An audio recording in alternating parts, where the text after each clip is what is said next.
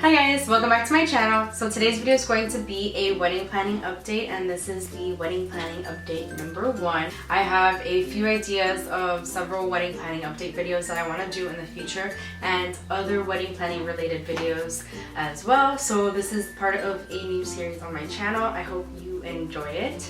So let's get right into it.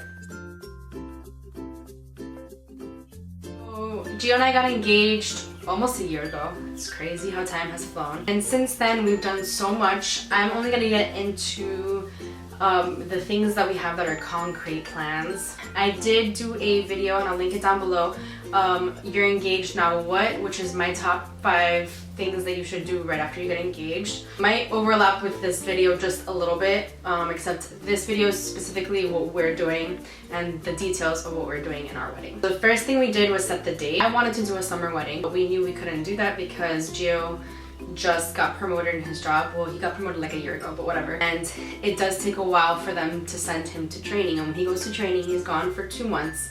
And we didn't know when that was gonna be. We thought it was gonna be November and December of 2015, and that would have been perfect so we could have a summer wedding. Since I'm a teacher, summer wedding would have been ideal so we could go on a long honeymoon. He could take days off and I can't during the school year because I only get a certain amount of days off. It would have been ideal to do it in the summer, but because we didn't know when his training was going to be, they could literally tell him, okay, we can't plan a wedding over that. It was really difficult to pinpoint a time. And I was like, okay, well, I get spring break, but then we were like, okay, yeah, let's get married during spring break. Let's go on like a 2-day honeymoon and go back so you can go back to work, and then he'll have to leave right away to training. What kind of first year of marriage is that? Plus, we knew we want to buy a house, and in order to buy a house, you have to save like a crap ton of money for a down payment, and we knew we weren't going to be ready to buy a house for the spring of this year. So we were like, okay, that leaves one option. That's winter break 2016. We picked December 17th, 2016. It's a really also kind of special day because my grandparents got married on that day, and they were married until my grandpa died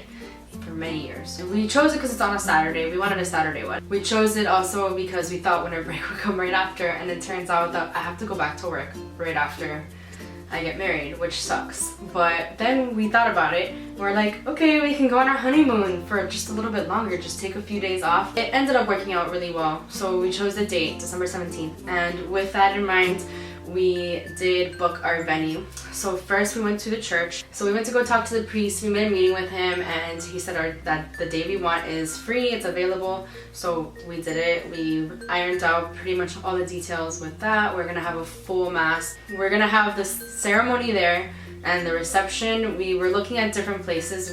I think checked out 4 different places if I remember correctly. We ended up going with the first place we went to, which was literally down the street from the church. But what we loved about this venue is that everything was included pretty much. There were like different packages, so if you wanted if you wanted a very basic wedding, you could have one, but if you wanted everything included and you just pay for everything, like flowers, open bar, the decorations, the food was included. Basically everything is included in the per person cost. I don't really want to get into the per person cost, but it's less than $100 per person, I'll tell you that much, and that's pretty decent. So we set the venue, both the ceremony and reception, pretty much right away, and then we discussed who we would want in the bridal party. It was extremely important to me to have my nieces and nephew in the bridal party because I'm really close to them. So I'm gonna have the two older ones, they're gonna be junior bridesmaids. My little niece is gonna be a flower girl, and my nephew's gonna be the ring boy. Then I thought about it, and I'm like, Gio, you have 3 nieces too. They should be part of the bridal party too. So we're gonna have 4 junior bridesmaids, 2 flower girls, and then my nephew's gonna be the only ring boy. I think that's pretty awesome. So right there, that's a lot of humans in our bridal party. And we're like, what about our friends? So he listed all the people that he would want to be his groomsmen, and there were 5 of them. So I listed all the people that I would want, and there were also 5. Gio has almost all of his groomsmen here. At least he has them all in Florida. And my bridesmaids, one of them's in Oregon, one of them's in New York. The other one's in Israel right now. She's coming back, and for the wedding, she'll be living in New York. Then the other 2 are in Florida. So at least I have 2 in Florida, but none of them are here. so it sucks, but it is what it is. So the way we asked them, I decided to ask the bridesmaids in like a cutesy way. What I did was I made a flipagram app that's on the iPhone with a bunch of pictures of us. Like I inputted text throughout the pictures as well. Stephanie, it would mean so much to me if you were in my, like, as it kept going with some music in the background. And I did that for all 5 bridesmaids, and then Gio,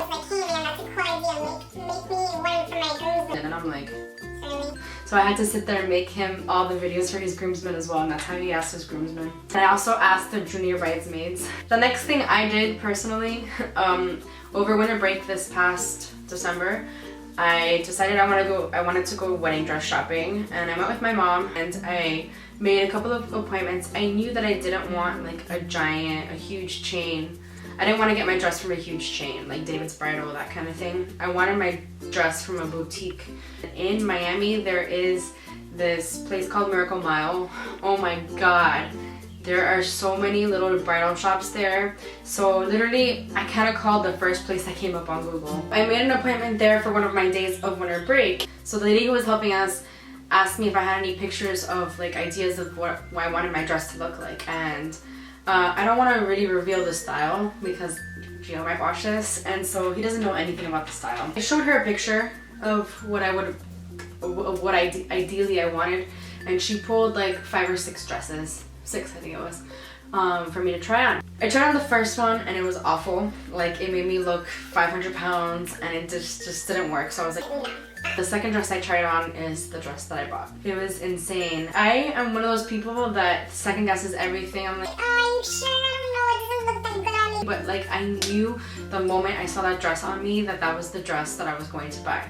I stopped to get the veil, so I don't have the veil, but my mom went on a trip to South Carolina recently, and there was a cute little boutique, and she saw this tiara, and she knew that I always wanted a tiara for my wedding, and she sent me a picture of it, and I was like, oh my God, I love it. And so she bought that for me. So I have one of my headpieces, I just don't have a veil yet, and I know I want a really long veil. I just don't have a veil yet, so that's something I do have to buy. I also knew from the beginning what kind of color scheme and the theme that we wanted. I didn't want like a theme, like I don't want the whole wedding to be so themey. It's too much. And then we were like, okay, well, music brought us together, so let's have some sort of musical theme. But it's not gonna be like overbearing either. So like our table numbers, instead of it being table 1, table 2, it's gonna be like Rachmaninoff, Ed Sheeran, like composers or singers or musicians of some sort.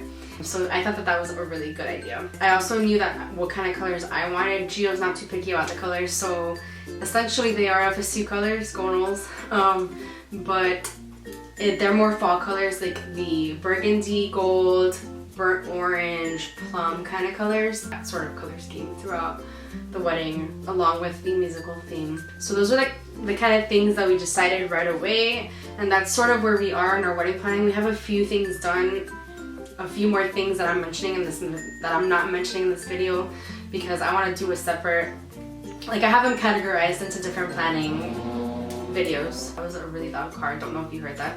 I will be doing another wedding planning update soon. I really hope you enjoyed this video. Wedding planning is quite exhausting. Honestly, I'm not a huge fan of wedding planning, of planning anything, to be honest. If you're like me, hopefully you got some ideas from this video, and if not, I hope this was enjoyable anyway. If you're planning your wedding, I hope you got some ideas, but if not, then I hope you enjoyed it anyway. If you did, don't forget to give it a thumbs up and subscribe if you want to see more from me, and I'll see you guys in my next video. Bye!